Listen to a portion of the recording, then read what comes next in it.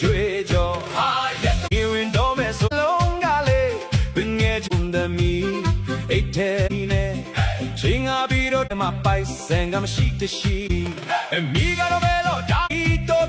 ပြောမလောင်ရဲ့သမားနေဝင်တော့မဲ့ဆိုတာနဲ့မျက်လုံးကလေးပင်ငယ်ချင်းတွေခေါ်တဲ့ကြတော့ရင်ခုန်သမီးအိတ်ထဲမှာပိုက်ဆန်ကမရှိတရှိနဲ့ချင်းငါပြီးတော့ထွက်လာတယ်ဗျာ yes sang see